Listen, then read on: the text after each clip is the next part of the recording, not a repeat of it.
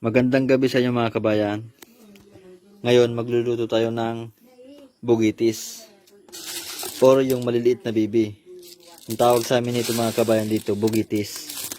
Siyempre hahaluan natin siya ng gulay. Yun, malunggay. Tamang-tama ito mga kabayan sa mga may mga anak dyan na maliliit, pampagatas. Siyempre yung sangkap natin mga kabayan, bawang, sibuyas, saka yung luya. Siyempre yung magic syrup. Paborit natin yan. So yun mga kabayan, ngayon gigisay na natin tong sangkap. Siyempre yung una yung luya.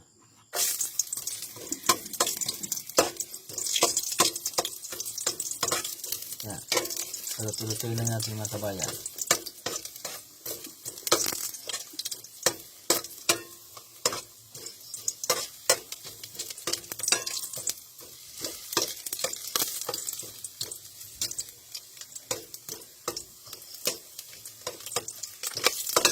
Sunod natin yung sibuyas.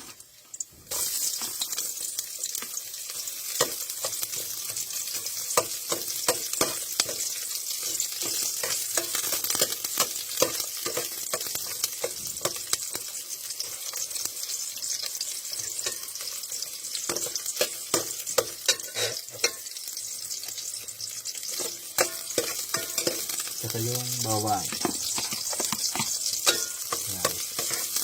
Hintayin lang natin para maluto yung mga sangkap. Tapos lagyan natin yung saliling maliliit.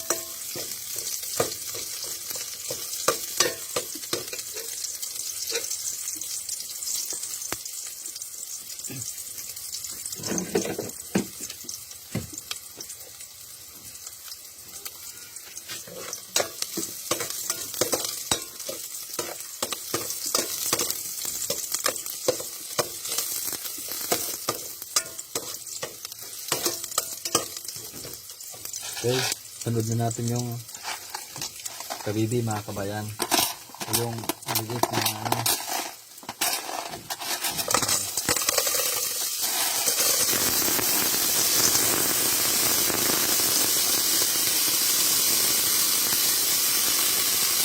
Ang bawang kabayan, ang bango.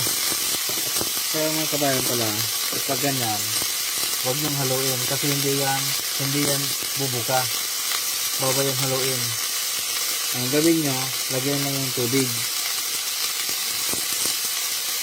Yan.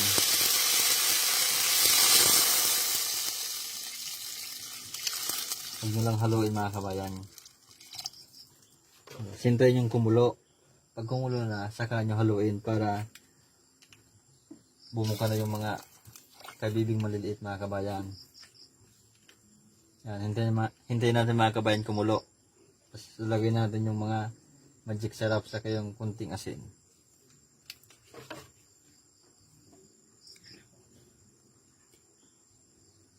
Kabayan, tingnan natin kung kumukulo na yung inuluto natin. Yun, kumulo na nga mga kabayan. O ngayon, pwede mo na itong haluin. Yan. Ganyan ang itsura niya mga kabayan pag luto na.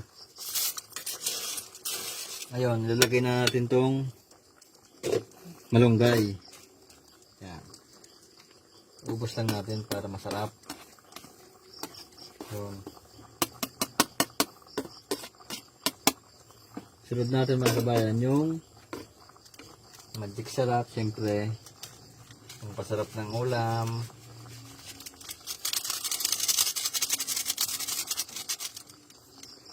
Sunod yung asin.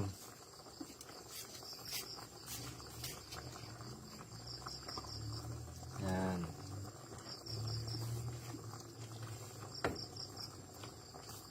Tapos niyan, siyempre titikman natin kung masarap mga kabayan. Kasi itong malunggay, mabilis naman ito maluto.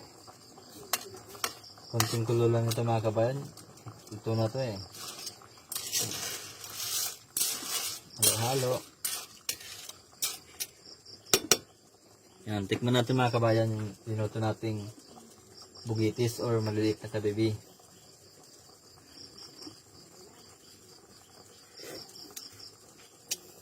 Sarap nga kabayan. Piling-pili na to sa mga walang ulam dyan. Nakakuha pa ito mga kabayan doon sa mga pampang ng dagat. Yung iba dyan alam nito. Mga taga-dagat dyan baka alam nito. Bugitis kung tawagin sa amin. So yun. Luto na mga kabayan. Lagyan natin yan sa tasa para pagkain natin mamaya. Okay na. Salamat mga kabayan. Thank you.